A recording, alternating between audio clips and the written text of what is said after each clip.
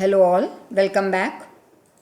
Let's start with the last part of this chapter 1, and this is the fourth and the last video for chapter 1. And the one more tribe that we have to complete over here is related to Aryans. It is said that Nordic Aryans were the creators of Aryan civilization in India.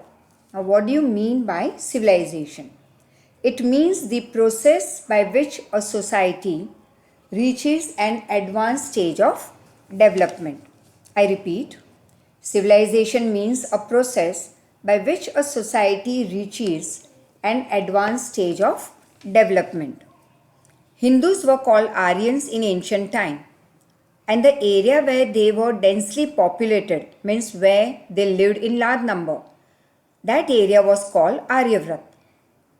As seven rivers were flowing over there, that region was also called as Saptasindhu. In ancient time, the first Aryan population was concentrated in northwest. Concentrated means they lived in large number in northwest. The area of Aryavrat was extended up till Mithila, Bihar in the east. In south, it spread up to Vindhyachal during post-Vedic period.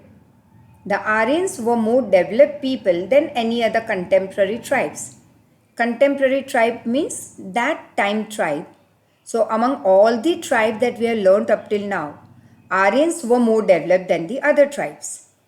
And this vast land was known or recognized with various names as Bharat Bhumi, Bharat Khan, Bharat Varsh, etc. after the name of the king, Arya Bharat or Bharat tribe.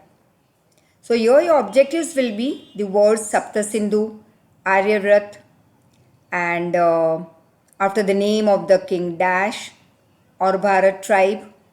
So continue with the same tribe on the next slide. That's Aryans were nature lovers. They loved and worshipped the trees, rivers, mountain, the sun, the wind and the rain. They had also composed hymns, that's richas, you can also term it in easy word, that is mantras, for praying to various natural elements.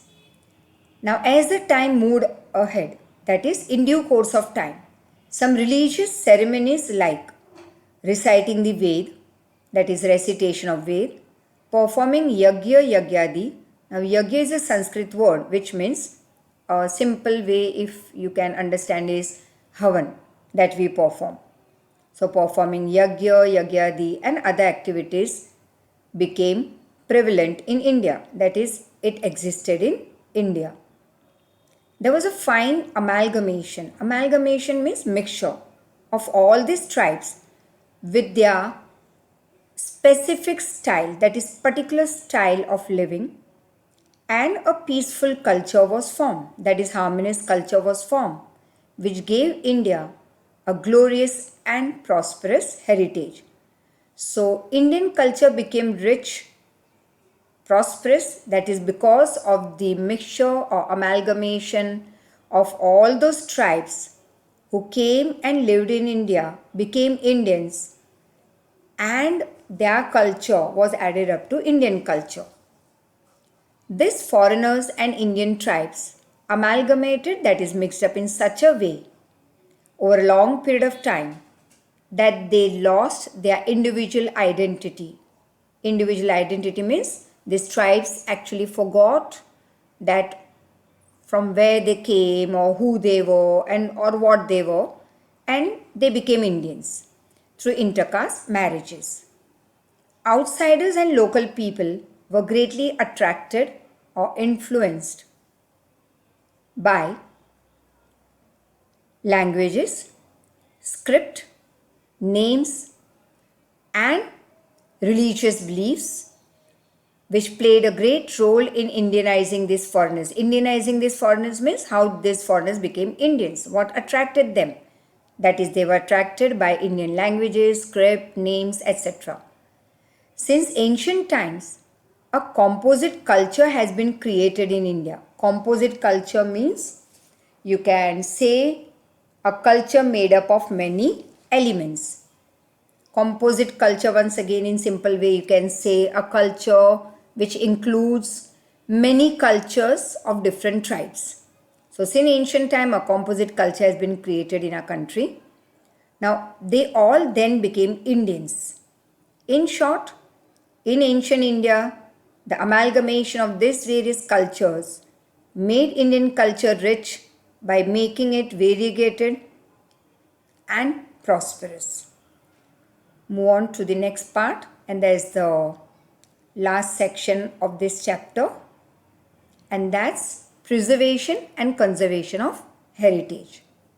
Now, it's very important duty of the Indian citizen that we have to preserve and conserve our precious Indian heritage. Now, each part or aspect of Indian heritage made India eye-catching, picturesque. Picturesque you can say as charming in appearance and attractive. Heritage brought glory to our country.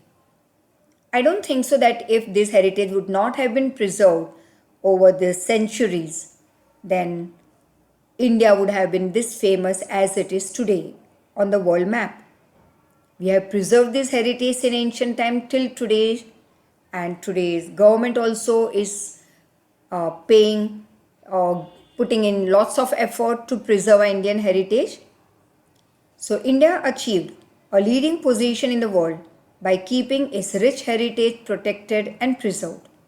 Thus, it is the primary, that is, it is our first duty and pious, that is our holy duty of every citizen of India to see that nobody harms our ancient memorials. Memorials, example, you can take Taj Mahal, Sidi Setni Jali, Red Fort, Qutub Minar, etc. So it is our duty to see that nobody harms it, and it's also our duty to preserve the places having historical importance and values. The places of historical importance like Jallianwala Bagh, etc. In our constitution, the fundamental duties of Indian citizens are mentioned in Article 51A. Now in Article 51A, there are 3 points, learn it, that is 6, 7 and 9, that describes the following duties, telling us to preserve our cultural, that is man-made heritage. But here is very important to note that we have not only preserve our cultural heritage, it's our duty to preserve even our natural heritage. Now on the next slide is given our points 6, 7 and 9. So let's go ahead. To understand the importance of our harmonious culture, prosperity, and to preserve it. The meaning of this point number 6 is that it's very important that we should understand that what is our culture, we should know about its richness, and we should also understand the importance about how to preserve our heritage. We should know, all the Indian citizens should know that we have to preserve our heritage. Now the next point tells us about to maintain the natural heritage, that is the forest, tanks, rivers, ponds, wildlife, birds, along with taking care of or maintaining our natural environment, and to show compassion for all the living creatures. Compassion means sympathy towards all the living creatures. And the third point, that is a duty over here, tells us about the protection of public property. Public property, that is, you can say Kankaria Lake, Vastrapur Lake, or the roads and the street lights and government property, in short you can say. So the protection of public property and giving up violence are also included as our fundamental duty. So it's very important that we should protect our natural heritage, cultural heritage and public property and be away from violence. Thus nature has created beautiful landscape, as we have already seen earlier in this chapter. that is rivers, vegetation, Himalayas, etc. So this is all what is given to us by nature, which we have to preserve. Next, we should maintain the purity and sanctity, that is, you can call it as sanctity, in short you can say holy. So it's very important that we should maintain the purity, sanctity and beauty of all these places, and this is said to be or considered to be a moral duty. The Indian heritage is an outcome of the development of people of India over a long period of time. That is, it's not only that today's people have done lots of hard work and they have developed our country, but this Indian heritage is outcome, means the result of the development of all those people of our country since ancient time.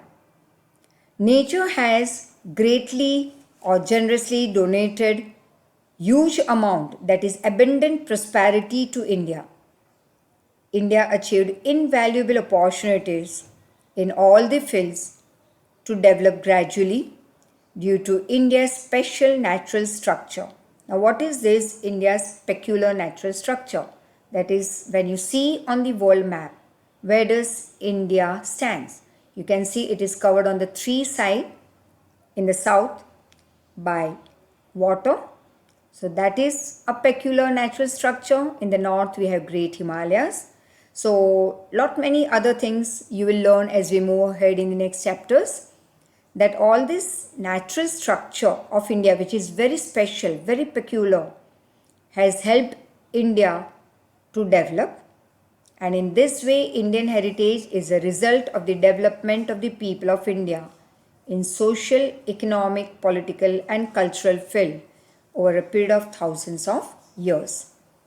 So thank you very much, and this is our fourth and the last part of chapter 1. So see you soon with a new topic. Thank you so much.